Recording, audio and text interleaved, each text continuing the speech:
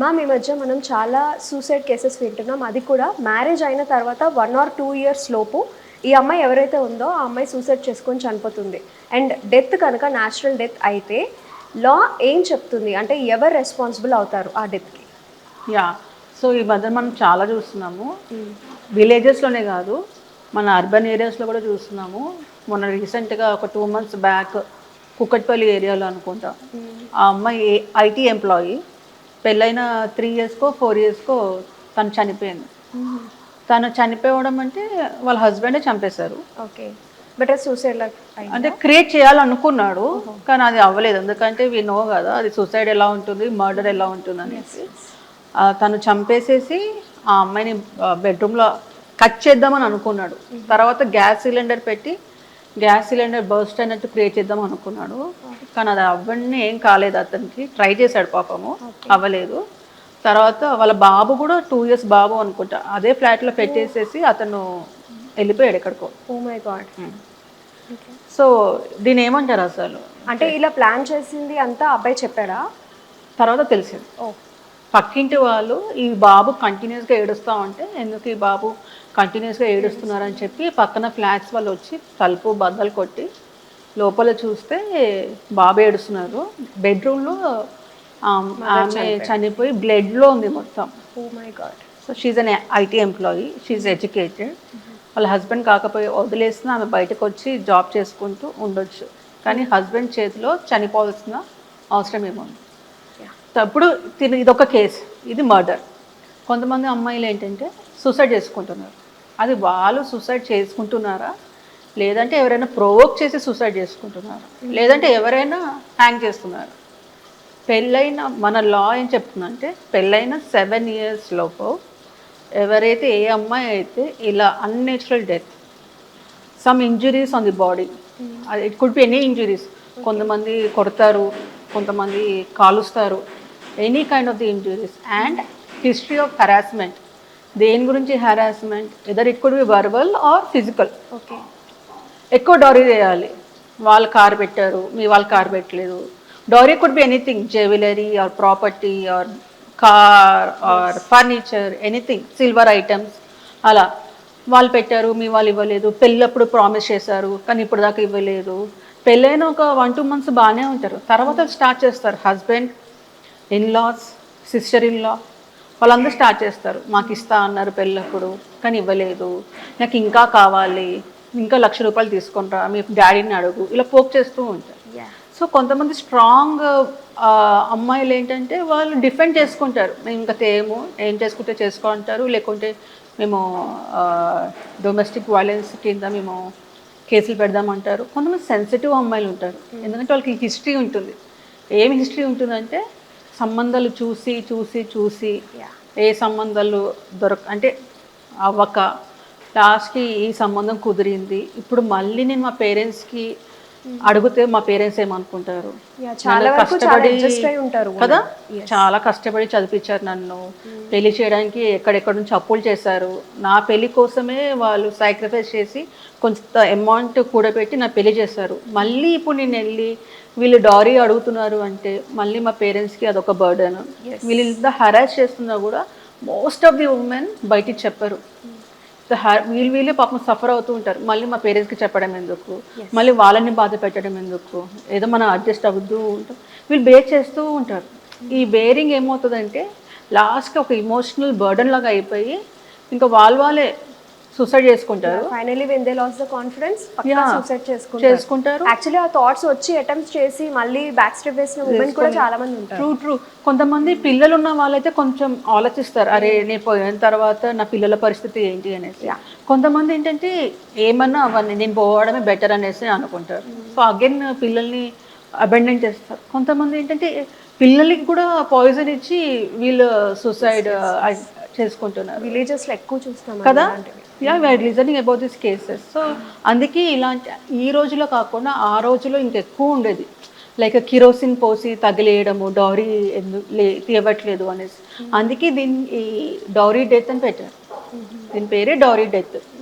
So ఈ ఉమెన్ని dowry harassment నుంచి protect చేయడానికి ఇవన్నీ వచ్చాయి, ప్రొహిబిషన్ ఆఫ్ డౌరీ యాక్ట్ అని, డొమెస్టిక్ వైలెన్స్ యాక్ట్ అని. ఇది ఎందుకు అంటే ఎప్పుడు అసలు యాక్చువల్గా డారీ ఇవ్వడం తీసుకోవడం తప్పు, కానీ ఇప్పుడు మనము ఎంత వద్దు అన్నా అది లీగల్గా తప్పు అన్నా కూడా ఎక్కడ ఆగట్లేదు. కానీ ఇచ్చిన దాంతో సాటిస్ఫై కాకుండా ఇంకా కావాలని హరాస్ చేయడం వల్ల ఇక్కడ ఉమెన్ సఫర్ అవుతున్నారు కదా. So women are being murder or వాళ్ళే సూసైడ్ చేసుకొని చనిపోతున్నారు. సో ఏ అమ్మాయి అయితే పెళ్ళైన తర్వాత 7 years లోపు ఇలా unnatural death because of the dowry harassment ఏదన్నా కనిపిస్తే the husband is responsible to it, the in-laws are responsible to it.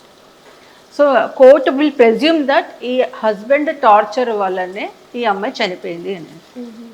So ఇక్కడ ఏంటి చాలామంది ఈ అమ్మాయిలు చెప్పరు కదా, they will take advantage of it.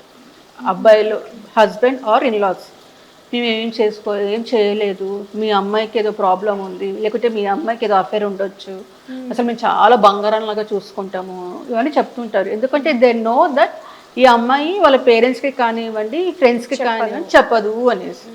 కానీ ఏ అమ్మాయి అయినా ఎక్కడైనా ఎవరికైనా షేర్ చేసుకుంటుంది.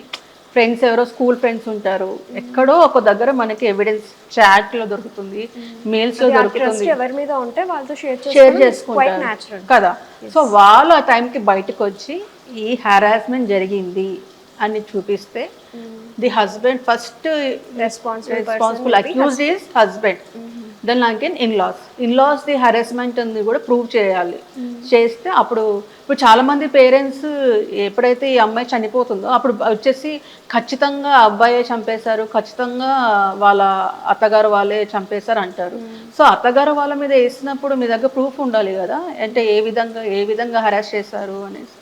నేను కొన్ని కేసెస్లో చూసాను, ఈ అమ్మాయిలు చెప్తూ ఉంటారు మాకు ఇక్కడ హరాస్మెంట్ జరుగుతుంది ఇలా అంటున్నారంటే పర్వాలేదు అడ్జస్ట్ అవ్వండి, కాంప్రమైజ్ అవ్వండి, పెళ్ళంటేనే ఇలా ఉంటుంది, ఫస్ట్ 2 months ఇలానే ఉంటుంది, నువ్వే అడ్జస్ట్ అవ్వాలి అని చెప్తా ఉంటారు.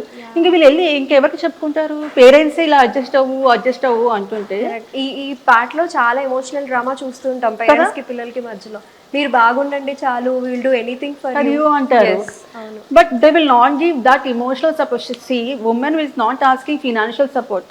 తనకి ఏంటంటే మేము ఉన్నాం బేటా, మేము ఉన్నాం, నువ్వు ఇంటికి వచ్చేసేసి ఇంటికి వచ్చిన తర్వాత మాట్లాడుకుందాం, ఆ మాట రాదు.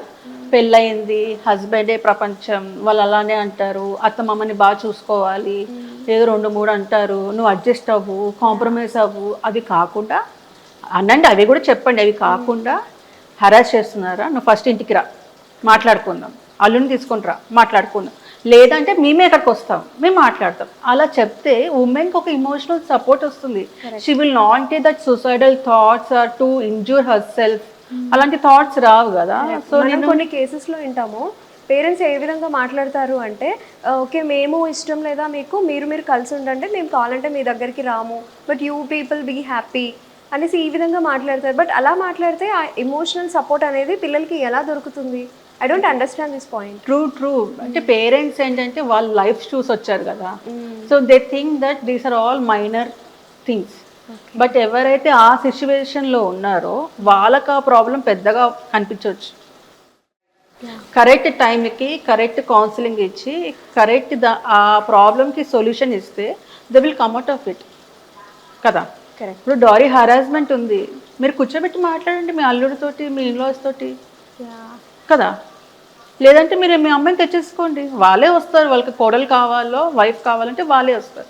అలా కాకుండా అక్కడే ఉండు నువ్వు సఫర్ అవ్వాలి అంటే it's not correct. And I'm not saying parents are totally responsible అని చెప్పట్లేదు, but they are partially responsible. So when you have given your daughter, తను చనిపోయేంత వరకు it is your responsibility, part of the relationship. True కదా. Once marriage అయిపోయిన తర్వాత మాది ఏం లేదు అంటే అది అవ్వదు.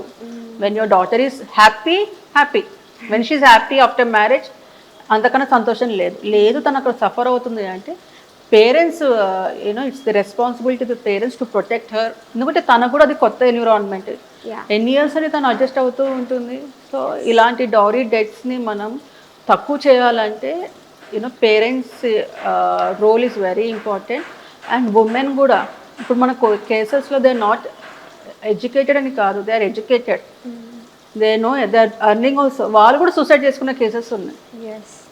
What is the lacking over here అంటే there is no awareness and there is no confidence. అంటే ఈయన హస్బెండ్ లేకపోయినా ఐ కెన్ సర్వైవ్, ఈ ఎన్విరాన్మెంట్ నుంచి నేను బయటకు వచ్చి ఐ కెన్ సర్వైవ్ అనే కాన్ఫిడెన్స్ లేక వాళ్ళు చనిపోతున్నారు.